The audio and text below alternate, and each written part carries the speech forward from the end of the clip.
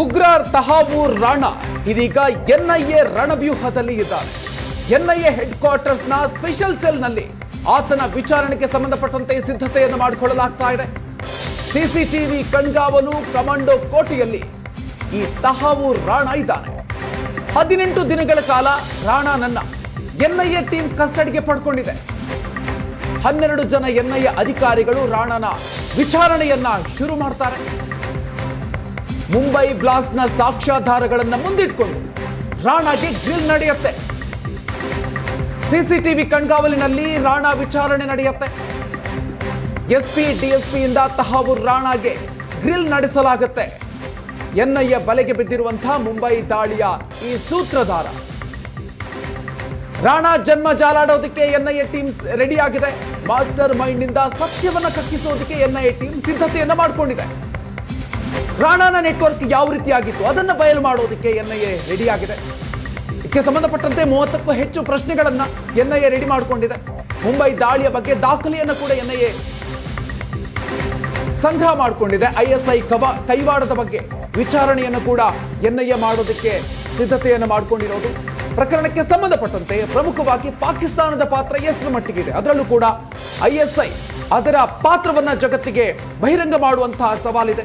ಆ ಹಿನ್ನೆಲೆಯಲ್ಲಿ ಸಿದ್ಧತೆಯನ್ನ ಮಾಡಿಕೊಂಡಿದೆ. ಎನ್ಐಎ ಕಚೇರಿಯಲ್ಲಿ 2 ವಿಶೇಷ ಸೆಲ್ ವ್ಯವಸ್ಥೆಯನ್ನು ಕೂಡ ಮಾಡಿಕೊಳ್ಳಲಾಗಿದೆ. ವಿಚಾರಣೆಗೆಂದೇ 3ನೇ ಮಹಡಿಯಲ್ಲಿ ತನಿಖಾ ಕೊಠಡಿಯನ್ನು ಕೂಡ ಸಿದ್ಧತೆ ಮಾಡಿಕೊಳ್ಳಲಾಗಿದೆ. ನೆಲಮಹಡಿಯಲ್ಲಿ ರಾಣಾಗೆ ಪ್ರತ್ಯೇಕವಾಗಿ ಸೆಲ್ ವ್ಯವಸ್ಥೆ ಇದೆ. ನೆಲಮಹಡಿಯ ಸೆಲ್ನಲ್ಲಿ ರಾಣಾಗೆ ವೈದ್ಯಕೀಯ ತಪಾಸಣೆ ನಡೆಸಲಾಗುತ್ತೆ. 3ನೇ ಮಹಡಿಯ ಸೆಲ್ನಲ್ಲಿ ತಹಾವೂರ್ ರಾಣಾನ ವಿಚಾರಣೆ ನಡೆಯುತ್ತೆ. ಈ ಬಗ್ಗೆ ಹೆಚ್ಚಿನ ಡೀಟೇಲ್ಸ್ ಕೊಡ್ತಾರೆ ನಮ್ಮ ದೆಹಲಿ ಪ್ರತಿನಿಧಿ ಮಂಜುನಾಥ್. ಇದೀಗ ನಮ್ಮ ಜೊತೆಗೆ ನೇರ ಸಂಪರ್ಕದಲ್ಲಿದ್ದಾರೆ. ಮಂಜುನಾಥ್, ಇದೀಗ ತಹಾವೂರ್ ರಾಣಾ ವಿಚಾರಣೆಗೆ ಸಂಬಂಧಪಟ್ಟಂತೆ ಎನ್ಐಎ ರೆಡಿ ಆಗಿದೆ. ಸೊ ಯಾವ ರೀತಿಯಾಗಿ ವಿಚಾರಣೆ ಆರಂಭ ಆಗುತ್ತೆ, ಏನೆಲ್ಲ ಪ್ರಶ್ನೆಗಳನ್ನ ಮುಂದಿಟ್ಕೊಂಡು ಇವತ್ತಿನಿಂದ ವಿಚಾರಣೆಯನ್ನು ಶುರು ಮಾಡ್ತಾರೆ ಎನ್ಐಎ ಅಧಿಕಾರಿಗಳು? ಮಂಜು.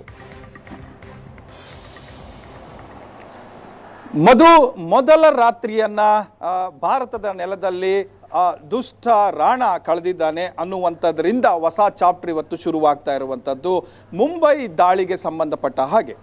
ಒಂದನೇದು ಅಂದರೆ ಸುಮಾರು 10 ಕ್ರಿಮಿನಲ್ ಆ್ಯಂಗಲ್ಗಳನ್ನು ಇಟ್ಕೊಂಡು ಅದಕ್ಕೆ ಸಂಬಂಧಪಟ್ಟಂತೆ ಸಾಕ್ಷಿಗಳನ್ನು ಈಗ ಆಲ್ರೆಡಿ ವಿತ್ ಎವಿಡೆನ್ಸ್ ಅಂತ ನಾವೇನು ಹೇಳ್ತೀವಿ, ಆ ಎವಿಡೆನ್ಸನ್ನು ಇಟ್ಕೊಂಡು ನಾವು ಅಮೆರಿಕಾದ ಸುಪ್ರೀಂ ಕೋರ್ಟಿನಲ್ಲಿ ಇವೆಲ್ಲವನ್ನು ಕೂಡ ನಾವು ಹೇಳಿ ಬಂದಿದ್ದೇವೆ.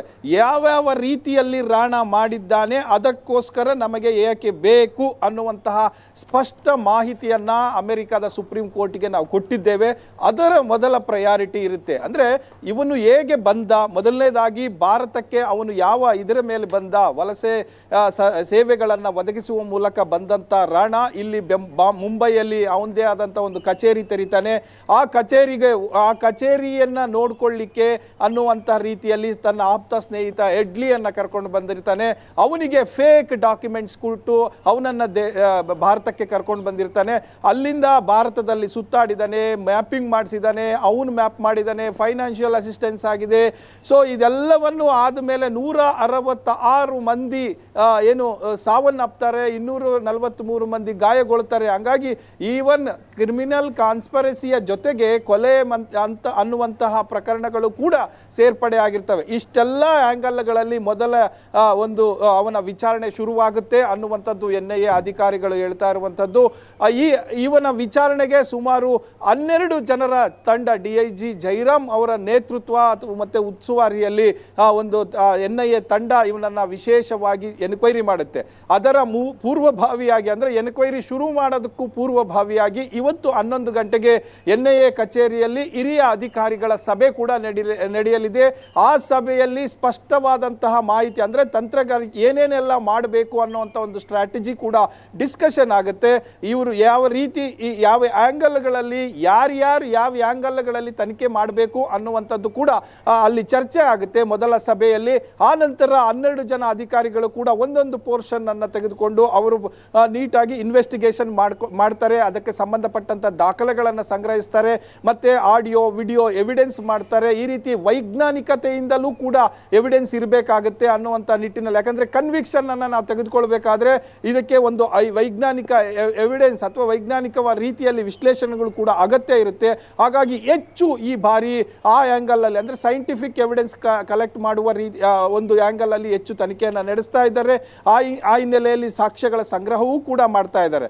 ಸೊ ಇಷ್ಟು ಇವತ್ತಿನ ಮೇಲ್ವಿಚಾರಣೆ ಅಂದ್ರೆ ಮೊದಲ ದಿನದ ಶುರುವಾಗುತ್ತೆ ಅನ್ನುವಂಥದ್ದು NIA ಅಧಿಕಾರಿಗಳು ಹೇಳ್ತಾ ಇರುವಂತಹ ಮಾಹಿತಿ. ಮಧು, ಥ್ಯಾಂಕ್ ಯು ಮಂಜು ಡೀಟೇಲ್ಸ್ಗೆ.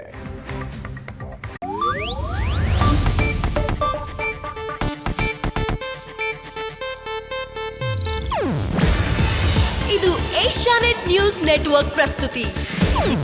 ನೀವು ನೋಡ್ತಿದ್ದೀರಾ ಏಷ್ಯಾನೆಟ್ ಸುವರ್ಣ ನ್ಯೂಸ್.